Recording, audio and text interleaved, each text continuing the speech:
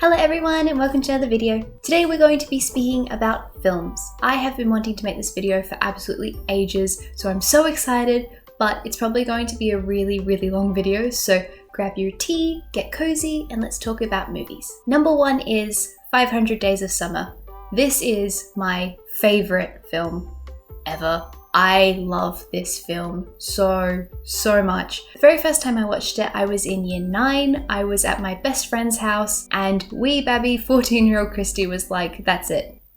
I've defined who I am. Everything about this movie just really spoke to me. I loved the music, the clothes, the stylistic depiction. I loved the plot. I loved absolutely everything. So I've watched this movie like 15 times. When I get sad, the answer is 500 Days of Summer. Some of the humor is a teeny tiny bit dated now, but it still has a very special place in my heart. If you don't know the plot, basically the story is a man named Tom meets the girl of his dreams whose name is Summer, and essentially the plot just follows their entire relationship. The plot is non-chronological, so it jumps back and forth between the 500 days of their relationship, and it's just a beautiful movie. It's been my favorite movie since I watched it way back in year 9, which I think was in 2010, and I just love this film. It was so influential to me personally when I was a teenager growing up because it really defined so many of the things I like my music taste and my taste in clothes and just everything aesthetically about this film I love. So please go watch it. The next film is Pan's Labyrinth. This movie is the most beautiful and poignant and confronting dark fantasy I've ever watched. It was just an amazing film. It's set in 1994 and it's about a young girl who escapes the horrors of her own reality by jumping into this eerie, creepy fantasy world. There are so many parts of this film that are confronting or uncomfortable to watch, but it's just so worth it. And the way it sort of juxtaposes all of these like horrible, normal reality things of this young girl's life with the amazing, fantastical world is just amazing. The film is so good. The film is in Spanish and Guillermo del Toro is the most insanely brilliant director. His work is so amazing. I love this film. It was so good. If you're into fantasy, especially dark fantasy, you will really enjoy it. Also, particularly if you're interested in history, I learned quite a bit about this particular time period in Spain through watching this movie. Third is the film Juno. I don't think I need to introduce this film because I feel like everyone knows the film Juno, but I loved this. Like 500 Days of Summer, it was very influential to my teenage years and developing my tastes in things, even though the film came out when I was like 10 years old. The music, the styling, the camera work, everything aesthetically is just beautiful in this film. What you're probably going to notice from my list of films is that there's a sort of similar style to the stuff that I like. Stuff that's a bit different or quirky or kitsch or isn't filmed in a normal way. Tends to be the stuff that I like. So Juno very securely falls into that category of being like a teenage film that's made in a way that's kind of a little bit different. But yeah, this is just the most heartwarming movie. It's the most comforting movie. For me, watching this movie is like stepping back in time and going home. It's just such a nostalgic movie for me to watch and I love it so much. If you don't know the plot, I will outline it. Basically, the story follows Juno, who is a sassy 16-year-old who gets pregnant. Basically, the plot follows her as she tries to deal with the pregnancy and her regular high school relationships and all of the normal stuff a 16-year-old should be going through. But yeah, it's an excellent film. The soundtrack especially is brilliant. Kimya Dawson is a queen and it's just the most wonderful film. I loved it. The next film is Eternal Sunshine of the Spotless Mind. I only watched this a few years ago, which is quite surprising given how well this film goes with all the other films on this list. This story is about a man named Joel who falls in love with a woman named Clementine, and basically the way their relationship unfolds. Throughout the course of the movie, they try to remove each other from their lives. There is a small sci-fi element to this film, which is very mild. This is another film I have watched over and over again. It's just a beautiful story and I definitely recommend you guys go watch it. The fifth movie is the movie Her. Fun fact, this movie is supposed to be Spike Jonze's response to Sofia Coppola's Lost in Translation because they were married and they divorced the year Lost in Translation came out. So Lost in Translation is supposed to be their early marriage relationship, and Her is supposed to be his response to that film. So if you've watched Lost in Translation and you go watch Her, these movies have a lot of parallels, and they even use the same actor, which is Scarlett Johansson. Out of the two movies, I prefer Her, so that's why this one's going on the list. Basically, Her is about a writer who falls in love with his operating system, who is voiced by Scarlett Johansson. This movie is so poignant and melancholic and beautiful, and I love it so much. The soundtrack in particular, the main song, which is this song, plus this song, these are the most beautiful songs, and I love the soundtrack of this movie because of it. But yeah, it's a very poignant film. It's a very beautifully made film. The color grading in this movie is amazing. I really like the acting. I love the story. It's just such a beautifully sad movie, and as I said, there's a lot of parallels to Lost in Translation. So if you've watched Lost in Translation and you liked it, definitely watch Her. It's a really, really good movie. The next movie is called The Third Man. This is a movie that I watched when I was in high school, and I can still quote most of the movie because I had to memorize it for my English exam. The film came out in 1949 and it is set in post-war Vienna. Basically, it's about this man who is a pulp fiction writer. His name is Holly Martins. He goes to Vienna and he finds out that his best friend has been mysteriously killed, and essentially the plot follows him trying to work out what happened. The techniques used in this film are absolutely remarkable. Graham Greene wrote the screenplay, and he is an excellent writer in his own right.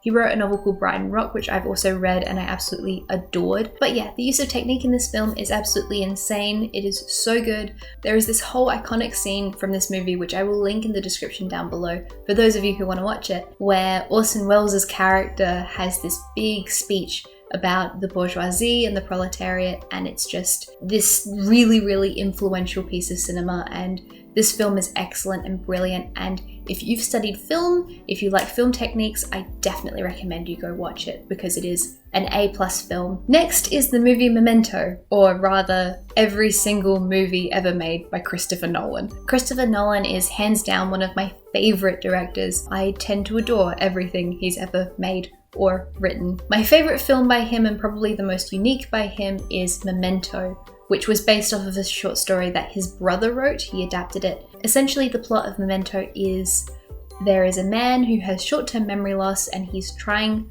to find out who killed his wife. The movie is a psychological thriller and it just really, really like screws with your mind. It's so good. I love movies that do that. But yeah, it's a very psychological film and it's just brilliantly made. It's very unique. I've never watched anything like it. The other Christopher Nolan movies that I love are the recent Batman movies, the ones with Christian Bale in them. Inception, what else? The Prestige, Interstellar.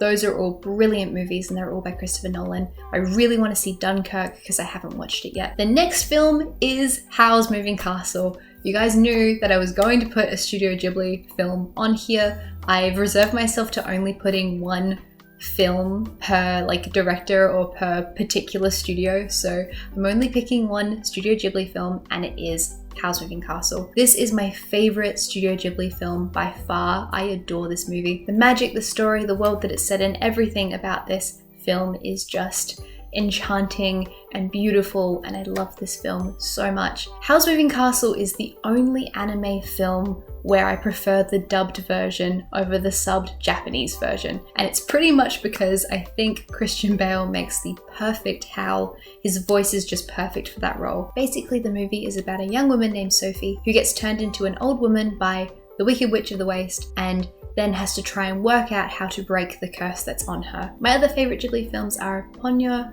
Princess Mononoke, Kiki's Delivery Service, Totoro, what else? Spirited Away, and Arrietty. The ninth film is Makoto Shinkai's Your Name, or Kimi no Na wa. I love this film so much. This film is absolutely brilliant. I know I've said that about every single film on this list, but Kimi no Na wa is just the most brilliant film. The animation in this movie is insanely good. The attention to detail, the way nature has been depicted, the way they illustrate and animate simple things like the dishes or the food or grass or trees. It's just so insanely beautiful. Essentially, the movie is about a girl who lives in Gifu Prefecture and a boy who lives in Tokyo, and the way their lives are mysteriously linked, though they've never met. It is a beautiful film. The last 30 minutes in particular of this movie really make the movie outstanding. I loved the plot, I loved the characters. It's just such a good movie. And if you're into anime, if you like Makoto Shinkai's other work in particular, definitely check out this movie. It's so brilliant, it's so good.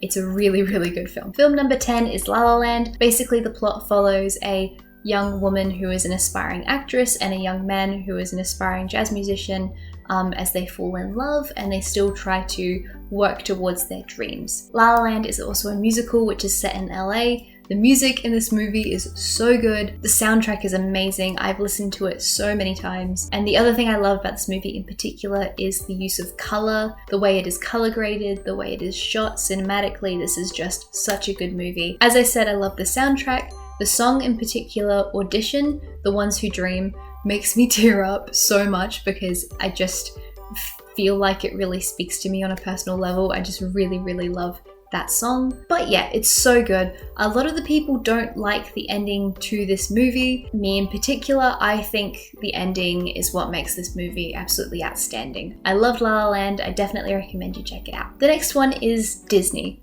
No film in particular, just Disney. I absolutely love Disney. I love it so much, and I couldn't have this list without having like at least one Disney film to put on it, but I couldn't work out which Disney film to say was my favorite, so I decided I'm just going to round off a list of my favorite Disney films really quickly. Now, I wrote a list of my favorites so that I wouldn't forget and I wouldn't leave anything out, so I am looking at that list right now. Okay, so my favorite Disney films are Beauty and the Beast, Mulan, Toy Story, Treasure Planet, Emperor's New Groove, Lady and the Tramp, Big Hero 6, Lilo and Stitch, Ratatouille, Moana, Finding Nemo, and The Lion King. I think that's most of my favorite Disney films, but that being said, I love all of them. All of the Disney films I love. The next film is Gale Interrupted, which was based off of Susanna Kayson's memoir, which she wrote after spending 18 months in a mental hospital. So basically the movie follows how Susanna navigates through living in a mental ward as a young woman. The movie has young Winona Ryder, Angelina Jolie, and Brittany Murphy in it, and it's just such a good film. It's set in the 60s, so it has the sort of 60s aesthetic to it, and it is actually the second movie on this list that uses Bookends by Simon and Garfunkel in the soundtrack. The next film is V for Vendetta, which is another movie I found when I was in year 12. This is such a brilliant movie. It's one of my favorite movies of all time. It has a lot of really well done political undertones. There are a lot of references to Guy Fawkes in particular, as well as World War II. It's set in a sort of mildly futuristic dystopian Britain where a really horrible government has taken over and they're doing very nasty things, and there is this figure who is named V who wears a mask, a Guy Fawkes mask, trying to overthrow the government. Natalie Portman is in it as well, and she's absolutely brilliant, and it's a really good film. Second to last film is The Grand Budapest Hotel by Wes Anderson. I love Wes Anderson's work, as a lot of people do. His movies are very aesthetically beautiful and unique, and he has such an iconic style. It's just brilliant. Grand Budapest Hotel, though, is my favorite Wes Anderson film. It is about a concierge named Gustav H. and his lobby boy and their adventures in this sort of amazing, enchanting hotel named the Grand Budapest Hotel. Just like every single one of Anderson's other works, this film is aesthetically amazing. The color grading in particular is insanely good. The story is very unique and the characters are very engaging and brilliant, and it's an excellent film, and I definitely recommend you guys go check it out. And the very last film is The Perks of Being a Wallflower. I absolutely adored the book version of this when I was in high school. It was a very influential thing for me to read, but when I was in year 12, in my very last year, I watched the film because the film came out, and it was just such a brilliant film. Essentially, the plot of the film is about a high school student named Charlie. He's a freshman. He's very introverted and shy, so he's a wallflower, and his friendship with these two seniors who are named Sam and Patrick. The movie, though, has a very special place in my heart because there's this particular scene in the film where they're at their school dance and the song Come On Eileen plays and they do this whole dance, and it's a very like iconic scene in this movie. Oh my god, they're playing good music. Get out of the way! Get out of the way!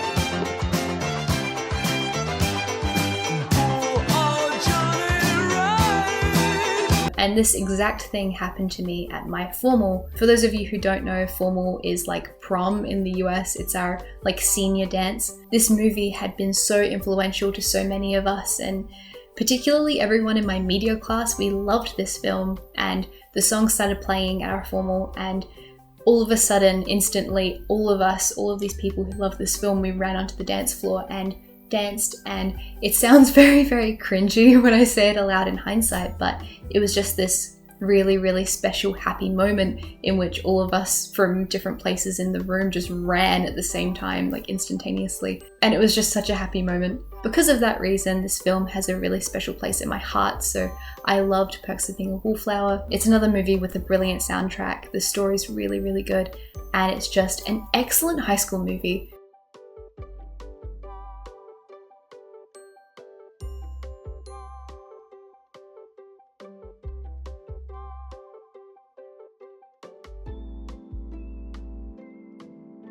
And that's the end of the video. I'm sorry this ended up being ridiculously long, but I had such a long list of my favorite films and I wanted to do it justice. If I had have said everything I wanted to about each of these films, we probably would have been here for 2 hours, and none of us want that. So I hope you guys enjoyed this list. I hope you found some cool new movies to watch. Please let me know if you have any movie recommendations. I love finding new films to enjoy. Thank you guys for watching. I hope you have a lovely day. Bye.